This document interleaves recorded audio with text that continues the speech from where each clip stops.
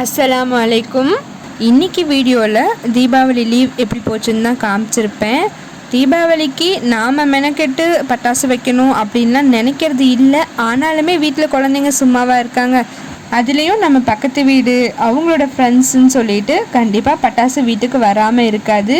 So பட்டாசு வெடிக்கிறது, அப்புறம் தீபாவளி லீவுக்கு ஒரு சின்ன ட்ரிப், ஒன் டே ட்ரிப் மாதிரி போயிருந்தோம். அது எல்லாத்தையும் தான் வீடியோவில் காமிச்சிருப்பேன். கூடவே சில ப்ராடக்ட்ஸ் அன்பேக் பண்ணியிருப்பேன். அதுக்கான டீட்டெயில்ஸ் வேணும் அப்படின்னா கமெண்ட் பண்ணுங்கள், கண்டிப்பாக கமெண்ட்டில் தரேன். சரி, வீடியோ ஓடிட்டுருக்கட்டும், நாம் எப்பயும் போல் பேசலாம். பொதுவாகவே ஒரு அதிகப்படியான வீட்கள் எல்லாத்துலேயுமே பெண்கள் அவங்க கணவர்கிட்ட இருந்து ஒரு சில விஷயங்களை ஃபேஸ் பண்ணிகிட்டே இருப்பாங்க. அதில் முக்கியமானது என்ன அப்படின்னா, இவ எப்போ பார்த்தாலும் கத்திக்கிட்டே இருக்கா அப்படிங்கிற ஒரு விஷயம்.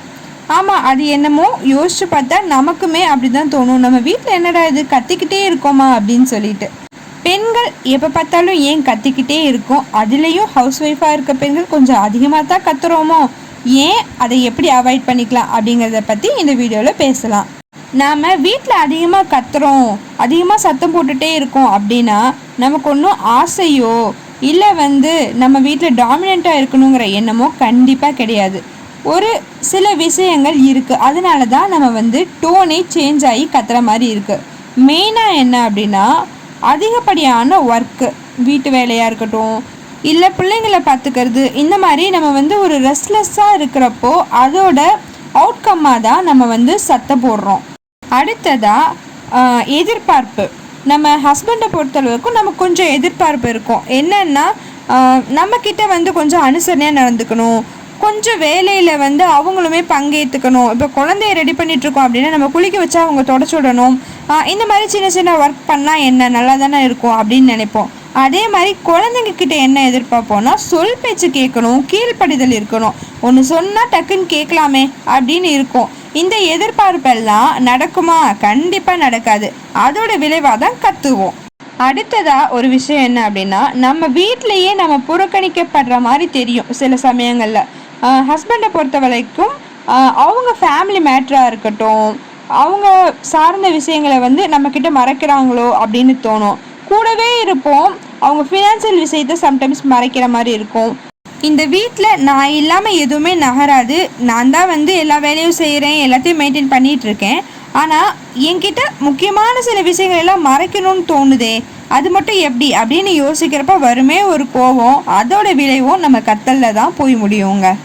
அடுத்ததாக நமக்கு சில கனவுகள், ஆசைகள், லட்சியங்கள்னு இருந்திருக்கும். கல்யாண வாழ்க்கையாக இருக்கட்டும், இல்லை நம்ம படித்து முடிச்சதும் வேலைக்கு போகணும், இல்லை நம்ம ஒரு பிஸ்னஸ் ஸ்டார்ட் பண்ணணும் அப்படின்னு நிறைய கனவுகள் இருந்திருக்கும். பட் ஆஃப்டர் மேரேஜ் அது எதுவுமே நடக்கலை, நம்ம லைஃப்பில் நம்ம நினச்சது நடக்கலைங்கிறப்போ அந்த கோபமுமே நமக்கு ஆள் மனசில் ஒரு பாரமாக தேங்கி இருக்கும்.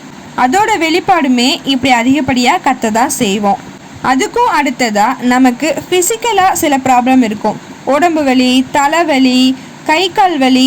நைட்டு ஒரு சைடாக படுத்துட்டோம் அப்படின்னா கை சுளுக்கி இருக்குது அப்படின்னா காலையில் எழுந்திரிச்சு எந்த வேலையுமே நம்ம ஸ்டாப் பண்ண முடியாது. அதோடையே தான் காய் நறுக்கணும், அதோடையே தான் சோறு வடிக்கணும். அப்போ வருமே ஒரு கோபம். அப்போ நம்ம புலம்பிகிட்டே இருக்க மாட்டோம், எனக்கு தலை வலிக்குது, கை வலிக்குது. இதெல்லாம் நம்ம ரொம்ப சின்ன விஷயமா பார்ப்போம். ஏன்னா நம்ம அதை வச்சுட்டு கொண்டாடிட்டு இருக்க முடியாது. நம்ம அடுத்தடுத்த வேலைக்கு போய் தான் ஆகணுங்கிற ஒரு சூழ்நிலையில் இருக்கப்போ அட்லீஸ்ட் கத்திட்டு கோவப்பட்டு அதை கத்தம் போட்டுட்டாலாவது எனக்கு கொஞ்சம் ரிலீஃபான மாதிரி இருக்கும் அப்படின்னு நம்ம நினச்சி கத்த ஆரம்பிச்சிருவோம்.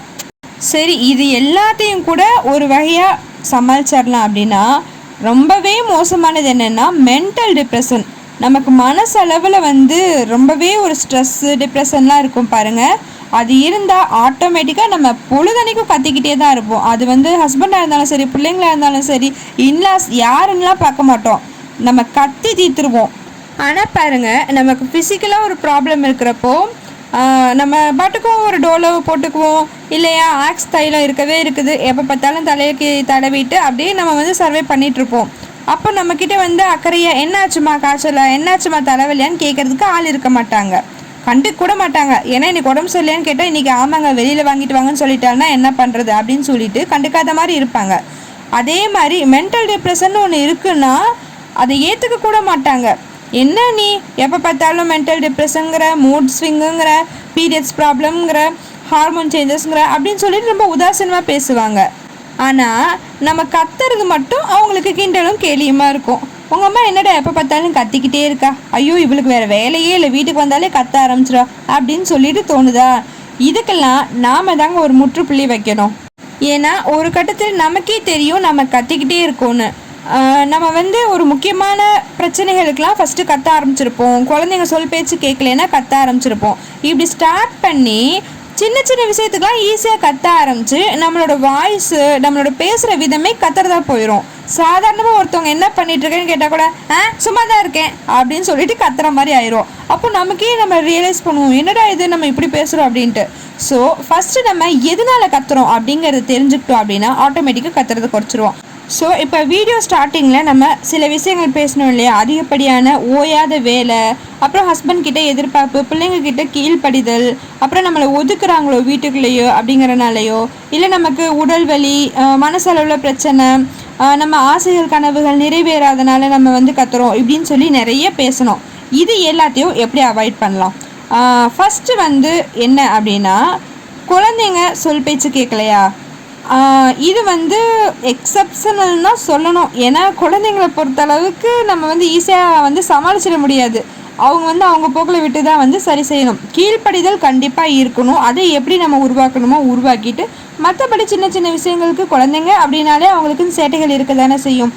அதனால் கொஞ்சம் ஈஸியாக விட்டுருங்க, கத்துற சமயத்தில் கத்திக்கலாம். மற்றபடி வந்து ஹஸ்பண்ட் வந்து நம்மளை வந்து ஒரு சில விஷயங்கள், அதுலேயும் முக்கியமாக அவங்க ஃபேமிலி மேட்டரில் ஒதுக்குறாங்களா, நீங்கள் வந்து அதை விட 2 மடங்கு அவாய்ட் பண்ணுங்கள், இக்னோர் பண்ணுங்கள். உங்களுக்கு தேவையில்லை அப்படின்னு விட்டுட்டீங்க அப்படின்னாலே அவங்க வந்து உங்ககிட்ட பேச ஆரம்பிச்சிருவோம். நம்ம என்னன்னு அதில் ஆர்வம் காமிக்கிறப்ப தான் அவங்க வந்து நம்மக்கிட்ட இருந்து மறைச்சி வைப்பாங்க. கத்திரிக்காய் மலிஞ்சா கடத்தெருவுக்குன்னு சொல்லுவாங்கல்ல. ஸோ நீங்கள் கண்டுக்காதீங்க, ஒரு நாள் அவங்களே வந்து உங்ககிட்ட சொல்லுவாங்க. அடுத்ததாக என்ன அப்படின்னா, இந்த உடம்பு வலி இதெல்லாம் வந்துச்சுன்னா இமீடியட்டாக ட்ரீட்மெண்ட் பண்ணிக்கோங்க. தலைவலி தானே அப்படின்ட்டு அசால்ட்டாக இருக்காதிங்க, ஹாஸ்பிட்டல் போங்க. எனக்கெல்லாம் ஹாஸ்பிட்டல் போக மாட்டேன், என் பிள்ளைங்களுக்கு வந்தால் தான் போவேன் அப்படின்லாம் நினைக்காதீங்க. காய்ச்சல் வர மாதிரி இருக்கா, உடனே போயிருங்க. காய்ச்சல் வந்து 2 நாள் தாங்க முடியாமல் கஷ்டத்தை அனுபவிச்சுட்டு அதுக்கப்புறம் போகாதீங்க. உடனே ட்ரீட்மெண்ட் பண்ணி உங்களை நீங்கள் வந்து ரிலாக்ஸாக வச்சுக்கோங்க. வீட்டு வேலை செய்கிறதுனால டென்ஷன் ஆகுறீங்களா, அப்ரப்டாக குறைங்க. உங்களுக்கு தேவையானது, உங்கள் குழந்தைங்களுக்கு தேவையான வேலை மட்டும் செய்யுங்க, தேவையில்லாமல் இழுத்து போட்டுட்டு எந்த வேலையும் செய்யாதீங்க. அண்ட் ஃபைனலாக இந்த ஹார்மோனல் சேஞ்சஸ் வந்து வந்துட்டே தான் இருக்குங்க. பீரியட்ஸில் ஆரம்பித்து ப்ரெக்னன்சியில், போஸ்ட்மார்ட்டம், மெனோபாஸ்னு சொல்லி நமக்கு ஹார்மோனல் சேஞ்சஸ்னால நிறைய மூட் ஸ்விங்ஸ் வந்துட்டே தான் இருக்கும். அதையுமே வந்து நீங்கள் கம்ப்ளீட்டான ரெஸ்ட் எடுத்தும் ஆரோக்கியமான உணவு சாப்பிட்டும் உங்களை கொஞ்சம் ரிலாக்ஸாக வச்சுக்கோங்க. இதெல்லாம் வேலைக்காகாது. கத்தினா தான் எனக்கு ரிலீஃபாக இருக்கும் அப்படின்னா தாராளமாக கத்திக்கலாம். ஐயோ இவ கத்திக்கிட்டே இருக்கான்னு சொல்லிட்டு அவங்க மாறிக்கட்டும். சரிங்க, நீங்களும் வீட்டில் அடிக்கடி கத்திகிட்டே இருப்பீங்களா? நீங்கள் எதுக்கு கத்துவீங்கன்னு சொல்லிட்டு மறக்காமல் கமெண்ட் பண்ணுங்கள். அப்புறம் முக்கியமாக எப்போ பார்த்தாலும் வீட்டில் கத்திக்கிட்டே இருக்க உங்கள் ஃப்ரெண்ட்ஸ் இல்லை சிஸ்டர்ஸ்க்கு இந்த வீடியோவை அனுப்பிச்சு மறக்காமல் பாரு அப்படின்னு சொல்லுங்கள். இன்னொரு பயனுள்ள வீடியோவுடன் காரிகை மேதினியில் மீண்டும் சந்திக்கலாம்.